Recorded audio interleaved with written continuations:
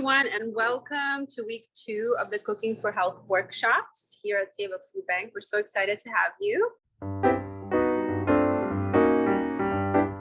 We just want to acknowledge the funders for making these workshops possible, and they are the Novo Nordisk Diabetes and Obesity Healthy Mississauga Fund and the Community Foundation of Mississauga. They make these workshops possible, so it's really great to have their support. I'm going to hand it over to Chef Burgi, and she's going to tell us quickly about the recipe for today and what we'll be making. All right, welcome. We're gonna make some breakfast burritos, but I made a special dough, so it's even healthier than the regular tortillas you get from the store. I have some corn flour here. Then I'm gonna have around a teaspoon of salt, some water into it, so it gets the right consistency, so we can make tortillas. You can make it with any flour you like.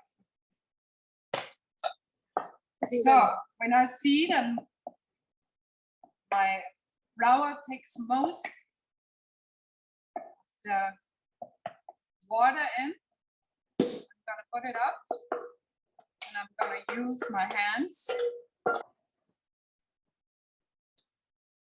Beautiful. You make it look so easy, Chef. It is if you know how to work with the flour. So I'm gonna add a little bit of my all-purpose flour on the outside. Yeah.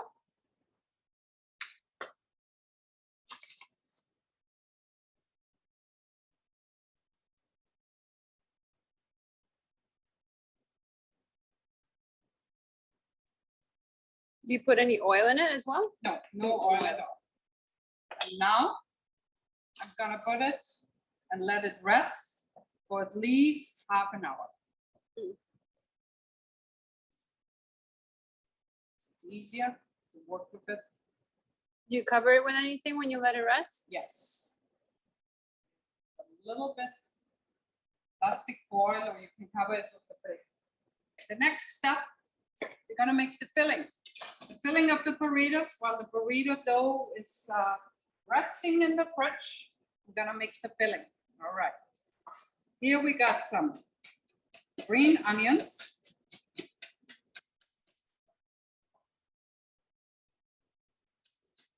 have some in the garden. Spring onions, they're wonderful to use. Actually, it's summertime already. So I think that's enough. I already cut the peppers. Gonna cut a few of the tomatoes. You can take the peel off like I showed to you before. You put it in boiling water, and then the peel comes up very easy with the tomatoes. So I see you already chopped some peppers. Yes, I chopped yellow peppers and red peppers. Okay. I like the yellow and the red ones better than the green ones because they are sweeter. They're more sweet. Their taste. And I always find the green ones makes people repeat in the stomach. They're not so settling in the stomach. No, I think they're not quite ripe. That's what I know about green peppers. Maybe that's what it is. I think that's enough. Also, we have an avocado. When do you know your avocado is ripe? Is when it has a little bit of green color on top where the avocado is. Interesting. How do you keep it fresh, Chef, if you're not using all of the avocado? You can put some lemon on it. Okay, just squeeze some lemon. And also, if you what's it again? Just put it upside down on the plate, you know. And yeah, but the best way is use it right away. Use it right away, and you don't have to worry about keeping it fresh. Or That makes sense. you put it in a container, what is airtight. You can also do that. Okay, that's a good idea. Can you mash it instead of chopping it? Absolutely, you can make some guacamole. Only cut it in a few small pieces. All right, okay, I have beans, I have the eggs. I also use a little bit of the spinach. I have some organic spinach here. Did you wash it or you just? This is already washed, it's or wet.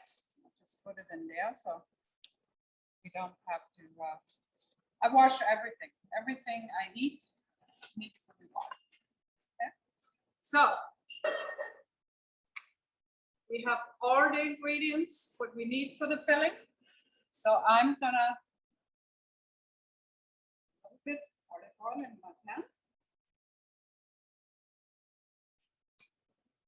and heat it up medium heat. There we go.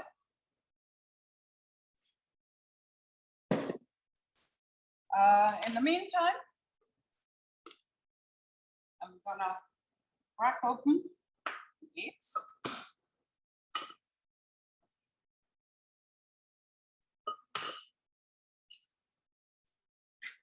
So I like to put a touch of garlic in it. Garlic powder? Garlic Is that powder with or salt? real Or real garlic? Nice. Is that garlic salt or just Well, garlic? it's just garlic powder by itself. I put a little bit salt into it. Be careful with the salt. You don't want to add too much? No, and we're also going to put some black pepper in it. Nice. There we go.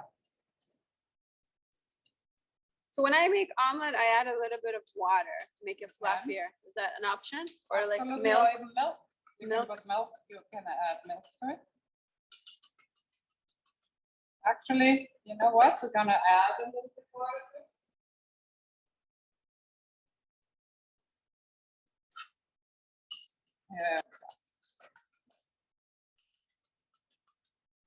Yeah. Okay. It's everything being ready. Yeah. Spinach over here. So the peppers. Nice, And the nicely onions. sizzling.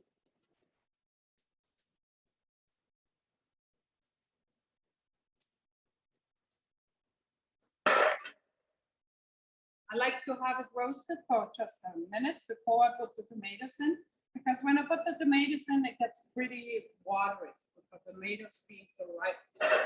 And that's about 4 right now is everything is in season. So everything is to the best of the taste and best, you know, just to be used up.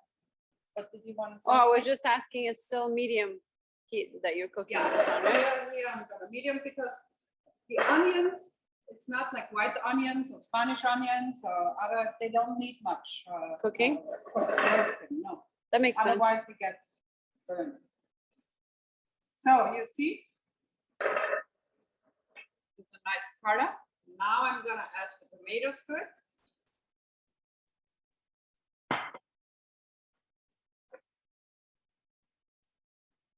Is there a reason why you're adding the tomatoes last?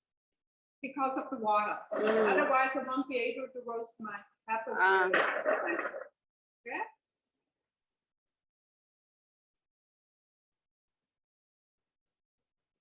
So I'm gonna put a little bit pepper in there.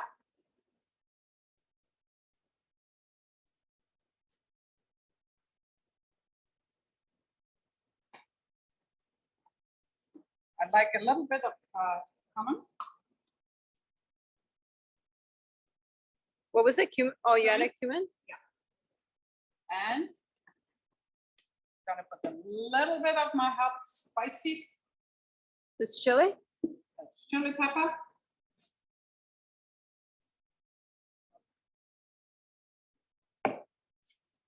And a touch of salt. Smells nice.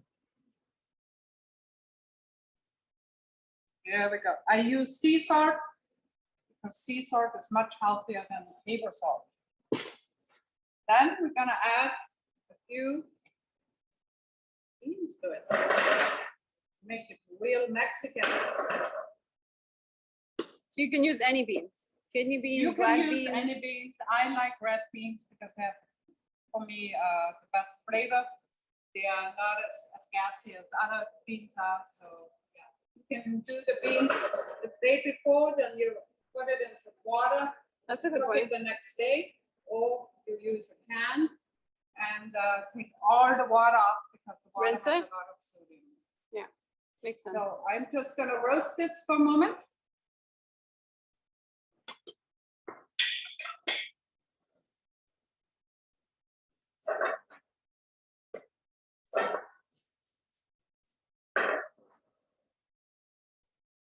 And then I'm going to put the egg in. Eggs, a little spinach. The avocados I keep for later. And I put it into the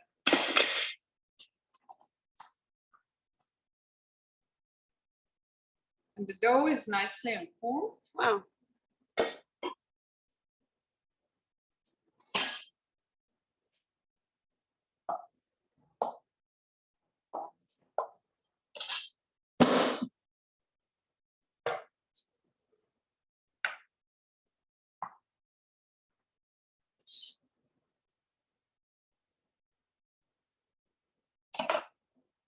Can you use a knife to cut it instead of the spatula? Of course, you can use a knife or you can use a spatula.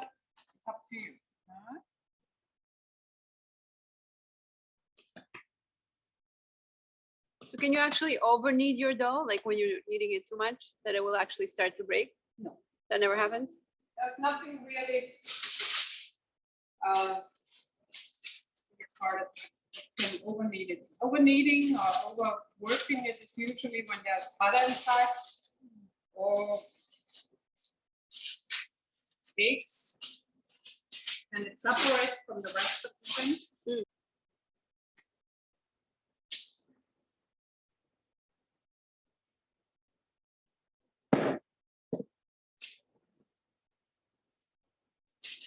See, it's very soft.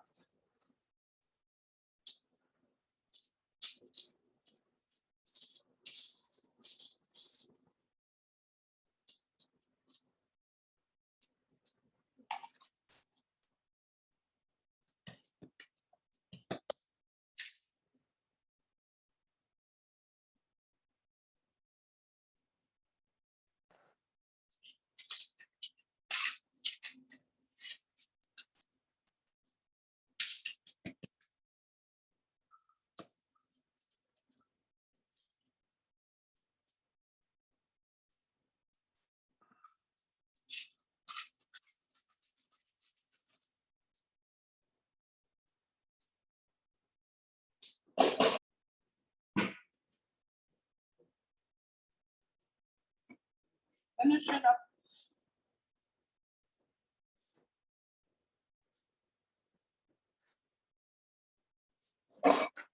It's beautiful.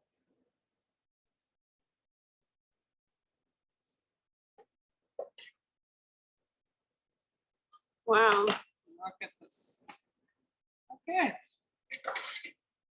Now we're gonna put in the spinach on the bottom. And I'm gonna put in also a touch of cheese on the bottom. It's gonna melt with all the. Yes, indeed. Well, and then I'm going to take my beautiful omelet here.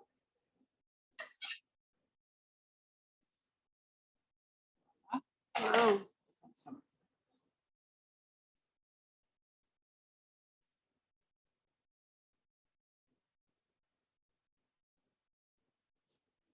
more vegetables on top if you want to.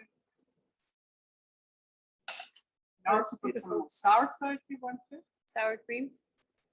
Some sour cream, salsa.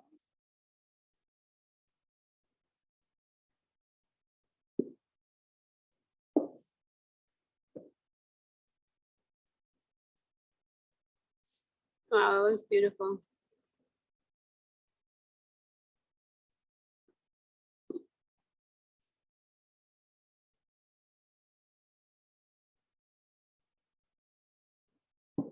Voila.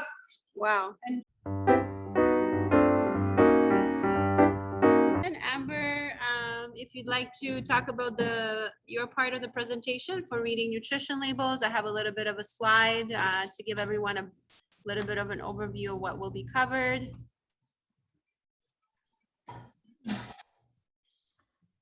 I hope everyone is back from the break. So nutrition labels or the nutrition fact table is a very good resource to make selection of your food. The nutrition fact table is basically, it's a legal requirement for every packaged food item. It has to be in the same font, black and white. Size can be different depending on the packages, but it has to be there. There is a heading bolded that says nutrition fact table, then the serving size. Then there are certain categories of the core nutrients or the key nutrients that's supposed to be there. There are certain basic nutrients that's supposed to be there, and then some of the companies may add more of those, which is fine, but Health Canada prefers them to have those specific nutrients. And you can compare, so even if there's a food choice and it says it has saturated fats 0, they still have to put even if it's 0. If you look at the column wise categories, other than the core nutrients, there is the amount of those nutrients in that serving size that is right under the nutrition fact table. And there is also a percent daily value. So these are the two things that I'm going to focus today in this session. Whenever you buy anything, always look at the serving size. Always compare that serving size for your usual portion that you would consume. It's a very basic example when it comes to cereals. For example, if I buy a cereal and the serving size of there is maybe 3/4 cup, but my portion is maybe 1 cup or more. So even though the food cereal, the amount that they are giving me, they say we have only 13 grams sugar, but actually I will be consuming 18 grams because I'm consuming more than the serving size. Another example, brand buds.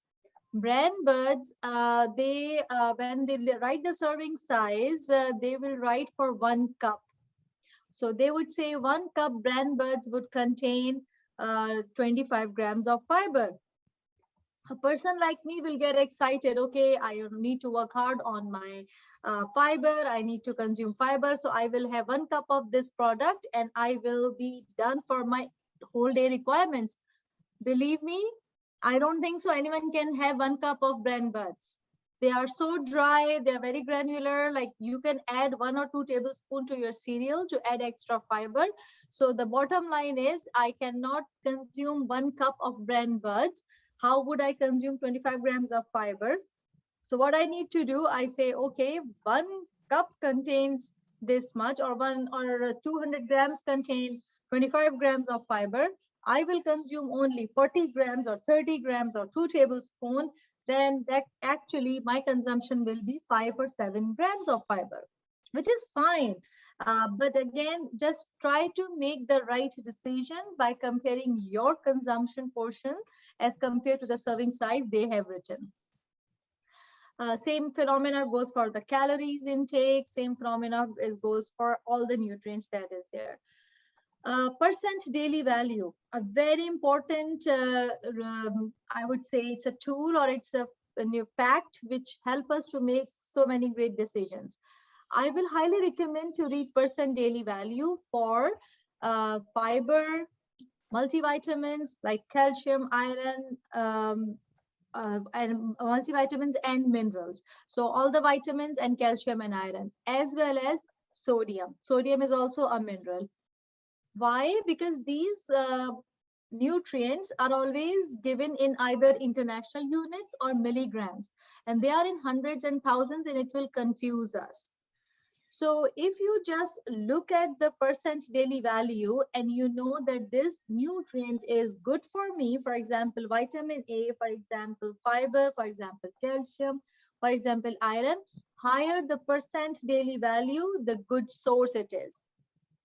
The handout that from Health Canada that Kate has already sent you, it has a very good, uh, I would say, a graph that says if anything is 5% or less, that is too less of the quantity. If anything is 15% or more, it's a rich source of that vitamin or nutrient or the mineral. So fiber, if you want to buy something that is high in fiber, look for 15% or more daily value in the portion size. If you want to buy something that is rich in vitamin A, rich in calcium, rich in iron, look for a higher percent daily value. If your doctors say, watch your sodium, watch for your saturated fats, you want to do less of those, then go down to 5% or less of the percent daily value. It's a very easy trick to make the decision of I need this product rich in that nutrient, or I need that product lesser in the quantity for that specific nutrient. While we are Sorry, doing, Amber, can I Mhm. ask you Sure. for the percentage of the daily value? You should mention that if less than 5% is considered less and more than 15% considered more. Is that rule apply to all kind of people, like the different in the age or in the children or the senior or the people with some disease, or the same with everybody, apply the same rule like that? Thank you. No, it's a very good question here. So basically, this percent daily value is based on the 2000 kilocalorie diet for an individual. And you are absolutely right. For kids, they may not need 2000 kilocalories for that specific day diet. Like they don't need 2000 kilocalorie. But it's a estimation for that product if it's high rich in that nutrient. So that will help us to make that decision. It doesn't guarantee that I will consume this much of sodium by just because we are consuming different food choices. The nutrition fact table and the percent daily value will help you to make the decision of buying this specific product in comparison to a different product if they are rich in fiber or they are less in fiber. Percent daily value, it's only help you to make the decision of the right choice. For example, fiber. For example, two types of crackers. So if I want to buy a high fiber cracker, I will buy the one that has the higher percent daily value. It does not mean that it will provide me or my kids or my older adults with that amount of fiber. Yes, the fiber is coming, then I will count the milligram of fiber, and then I will compare it to my requirement. Fiber requirement is 25 to 35 milligrams for most age group. And then again, if you need a high fiber diet, then you need from 35 to 50 milligrams per day. So I would say percent daily value will just help you to make a comparison and making the decision. But when it comes to the real requirement of the person, you are absolutely right. That's not a good source to count. Okay, I get my 50% of fiber from this cereal. Then I will count the grams of fiber. And as I said, 25 to 35, moderate intake, 35 to 50, high fiber intake, depending on your health condition or your requirement of food, of the fiber. So these are some main facts that we always consider when we are looking at the nutrition fact table. So the slide that we are sharing right now, it's from the Health Canada handout that we have already sent to you. It's just will help you to make the informed choice. There was another important question that Kate actually has asked, and it was on the PowerPoint as well, that what would we do if there are no nutrition fact table for a certain food items? And it's absolutely right. All the produce, all fruits and vegetables, other than the spinach, that was a very classic example because we had it in the recipe, because if they are not packaged, they will not be coming with the nutrition fact table. So how would we make a decision? Then we make a decision on the basis of basic concept of either Canada's food guide, or if someone is living with diabetes, then diabetes food guide, or there is another, like those people who are living with diabetes, they know there is another handout, we call it Beyond the Basics, where there is handy portion guide for different vegetables and fruits as well. So simple logic is vegetables are always rich in nutrient. Yes, if there is no label, I won't be able to find out that if this vegetables is high in that nutrient and low in that nutrient, because there is no nutrition fact table. All we need to just look for, as per Canada's food guide, half of my plate with vegetables, with 2 color vegetables, 2 handfuls, basic decision just to consume them. I think the bigger problem is allergies, because from the nutrition fact table, there is another way that the piece that I like to read is the ingredient list.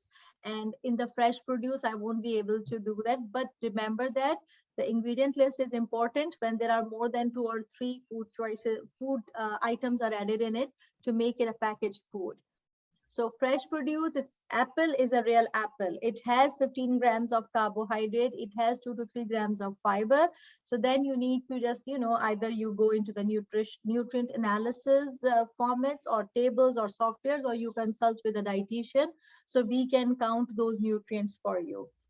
But when it comes to fruits and vegetables, 2 choices of vegetables, different color with every meal, and 2 to 3 fruits throughout the day. Choices of fruits throughout the day. Otherwise, milk and alternatives, they come with the nutrition fact table. Most of our starches and grain, as in cereals, crackers, flour, rice, pasta, they all come with the nutrition fact table because they come in a packaged form. The meat and alternatives, if the meat is by as a loose meat from like the slaughterhouse, definitely no nutrition fact table. But some of the packaged meat, they always have nutrition fact table. All the processed meat, they always come with the nutrition fact table. What about, Amber, I have a question. Okay. When you go out, is there a way where you can incorporate some of this in making like healthier choices when you're out with your family or friends or by yourself right now, and you're buying something from a food establishment? Yes, it's difficult if you say restaurant eating. It's really difficult to ask them for the labels. I don't think so they will provide. Sometimes I am successful in asking the ingredient list for allergies and personal or preferences and choices, either due to religion. But to get the nutrition fact table, it's really difficult if it's not a packaged food choice item. But when I'm in the grocery store, that knowledge is always helpful in comparing two similar products, but just to help in the making the right choice by comparing the nutrition fact table. Thank you. Any other questions for Amber?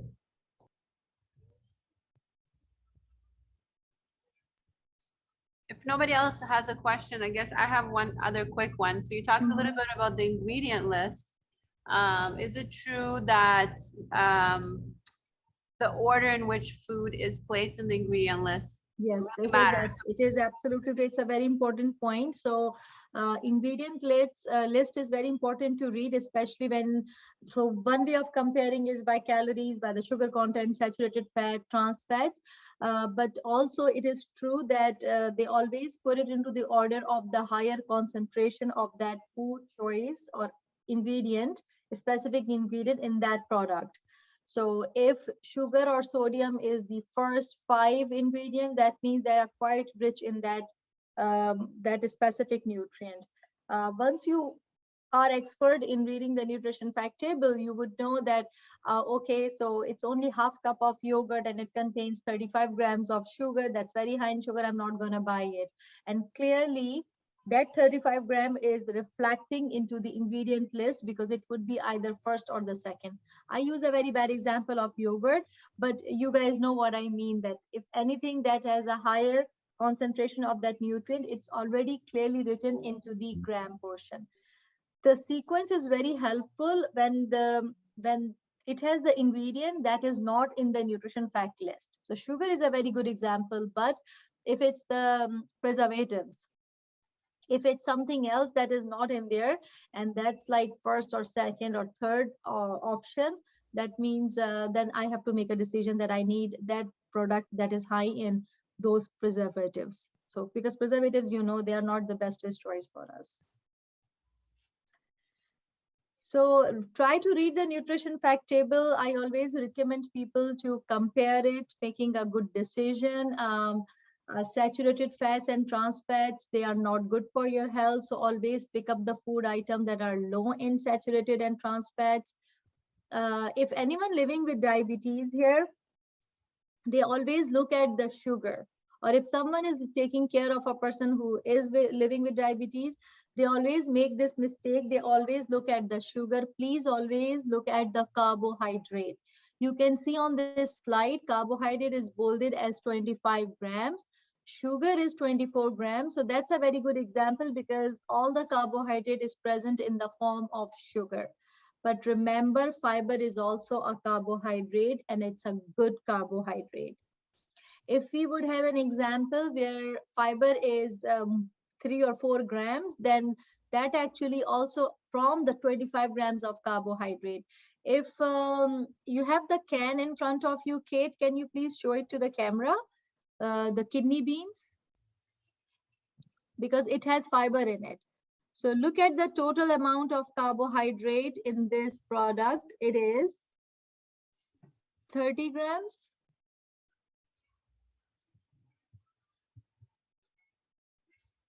How much?